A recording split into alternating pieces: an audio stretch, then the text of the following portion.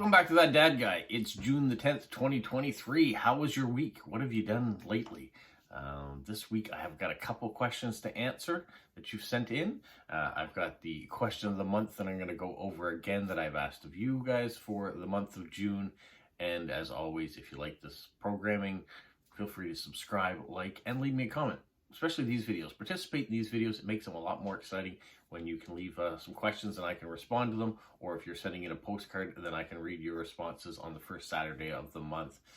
Actually, I usually wait till the last day or the last of the video to talk about the question. Let's talk about the question right now. For the month of June, I asked, what is your favorite holiday? So all you have to do in the description of this video, my contact information is there. So put a postcard together or a letter. It could be a letter if you like.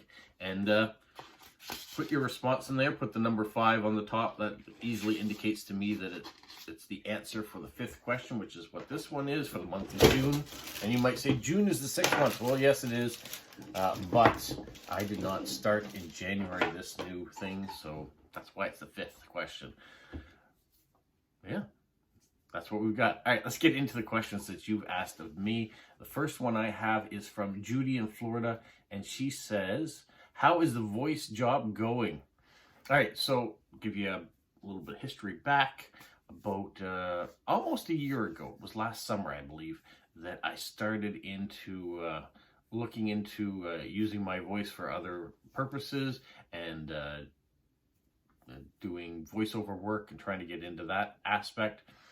I've done a couple small jobs with it, and I really found it difficult. I sent a lot of applications out for things, and sometimes I got second interviews for them and that, and sometimes I got nothing in response, and I kind of got down on it a little bit. Now, I'm still excited about it, but what I did was I had other things start to get moved up in the line of importance, and because I wasn't getting the work in the voice work, I kind of put it aside and said, you know what, my life is getting too busy. I'll set it aside for right now. I'll come back to it. I haven't come back to it yet. My voice studio space is still downstairs waiting to be used. And I think I will try to do it again soon.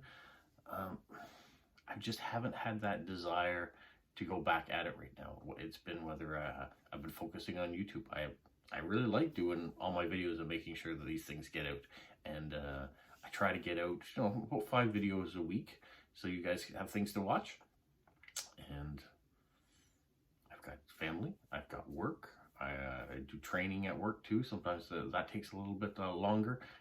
Sometimes I'm more active on social media, and sometimes I have to kind of step back and not be as chatty on social media because other things are taking place.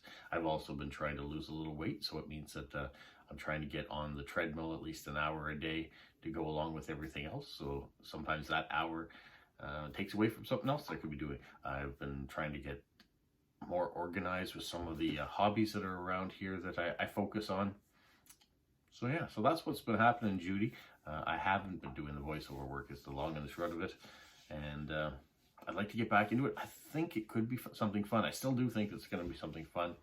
My friend that is doing it is still doing it full-time, enjoying it, getting good gigs with it. And I think I really need to sit down with him again and get reinvigorated. Last time I was with him, it really got me excited about it. And then we got to talk a little bit more when I was starting to get some jobs. There is an aspect of it that kind of scares me because I don't know if I'm as technical as I need to be with the software to try to get things right for people. So I do want to have more practice at that and increase those skills. But in the end of it, it'd be fun just to do things. One of the jobs that I was really hoping to get, and I got quite far in it in the interview process, there was a animated character for it would have been for a commercial for a company in central Canada, and I thought I was doing well with it, and I was hoping I would get it, but it didn't happen. But it was a lot of fun to try to come up with the voices and do some work for them. So yeah, that's it, Judy. That's where I'm at. No voice work is being done right now, but hopefully in the future I will get back at it. All right, what's my next question? Oh yeah, this one comes from Lila in the United States, and she says, She went to a stamp show on the weekend and saw the United Nations stamps. What do you know about them? And do you count them as stamps since they are only good for mail from the United Nations headquarter offices? So, yes, I know a little bit about United Nations stamps. I have shown some in the past. Let's look at this. This is the Scott catalog. This is the one that I got here. This is 2009. You can see it says A to B, which is the first thing that I find fascinating. A to B, and if you're looking for the United States, United States is not under U, it's under the A to B catalog. I guess because Scott catalogs are American, they put themselves first in the catalog, so you go there. But as well as United States being first in the catalog, United Nations is right after them. So you can find all their stamps in here, which is great. And they have a lot of stamps. So to answer one of your questions, do you count them as stamps? Yes, of course I count them as stamps. They put out lots of stamps. There are 3 headquarters for the United Nations. So you have New York, you have Geneva in Switzerland, and you have Vienna, Austria. And they all produce stamps. You can tell the difference between those stamps based on the currency that they're in. So let's have a quick look here. I'm going to flip this around. These are the United Nations stamps that my father has in his collection. You can tell from these ones, 20 cents. These are from the New York office. And the New York office was the first one to issue stamps. I won't go through all of them, but let's flip the page here. Maybe another video I will go through all of them. But I wanted to show you the difference in this one here. These are stamps not from the New York office, but from the Vienna office, I believe. And here in the Scott catalog, you can see 1951 is when they first started producing stamps out of the New York office. The second office, we're going to flip here, to produce stamps was Switzerland. If I can find the right page. See, tons and tons and tons and tons of stamps to collect. So yeah, worth collecting. All right, back page here, I believe. Switzerland, right here.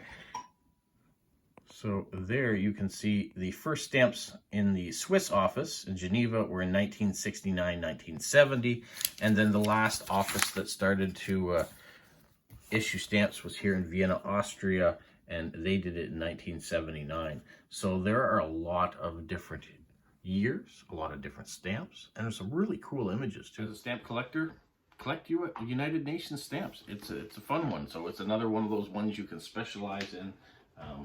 You can get samplings of the world. As a collector, it doesn't really matter what you collect. If you're just having fun with it, go for it. Have fun. But United Nations would be an interesting one to collect. So thank you, Lila, for that. The last question I have comes from the Socorro genealogist. And he says, Independence Day, July 4th, is of course the most important national holiday in the United States. It celebrates the signing of the Declaration of Independence and our break from the British rule. What is Canada's most important national holiday, and what is the significance? So you have July 4th as your Independence Day. We have July the 1st. That is when Canada became a nation in 1867. So on July 1st, that's Canada Day here. So that's our most important national holiday. That was the day that we went to the British Empire and peacefully said, you know what? I think we want to be a country now. Would that be all right? And Great Britain said, yeah, go ahead, do that. And we said, but we want to keep your monarchy as our head of state. Can we do that? And they said, yeah, I guess so. So Queen Victoria at the time remained the head of state here of Canada when we became a nation. It was a peaceful sign over, and our provinces joined together and we became Canada. So yeah, so that's what we're celebrating. We're celebrating our independence on July the 1st. And we do same things you guys do down there for July the 4th. We have barbecues, we have fireworks, we have food trucks and family get-togethers. It's a holiday here.